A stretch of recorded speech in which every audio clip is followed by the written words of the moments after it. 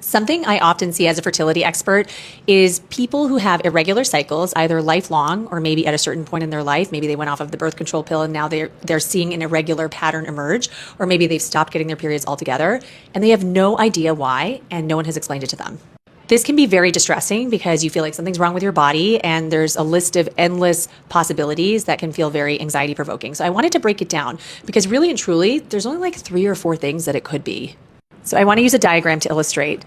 When you think about ovulation, what that means is the release, the selection, and the growth and maturation of an egg that then is released, right? And so you need a couple of steps. Communication from the pituitary, sending signals called follicle stimulating hormone and luteinizing hormone. And basically, these signals are randomly selecting one of these to ovulate. A secondary signal, the LH signal, is what's going to cause ovulation.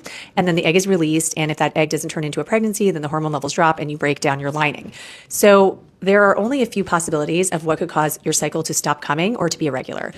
You could have a deficiency of these hormones. So your pituitary could be deficient in these hormones because of an eating disorder, over-exercising, extreme stress, also benign tumors called prolactinomas that can shut down these signals, thyroid disorders. So things that can affect your pituitary are usually hormonal imbalances. And it could be related to an organic issue like a pituitary adenoma or lifestyle.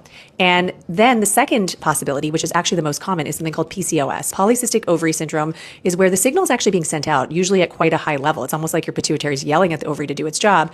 But there's some game of broken telephone here. It's almost like a level of resistance where the signal stops. And a lot of this can be caused by problems like insulin resistance, which can lead to higher testosterone levels being produced from the ovary. And it leads to interference, and the signal is either delayed or just doesn't get through to the ovary. And that's called PCOS.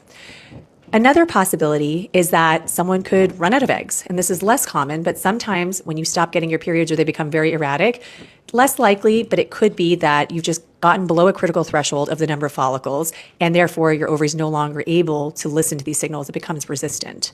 And that's for a different reason than PCOS, where people actually tend to have a lot of eggs.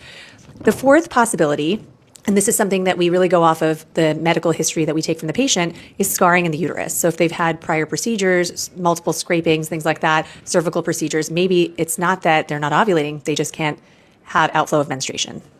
So if you have an irregular cycle or your cycle has stopped coming, talk to your doctor about these 4 different possible things to look into, and read my caption for a list of different tests and panels that I typically will run when doing an investigation for this.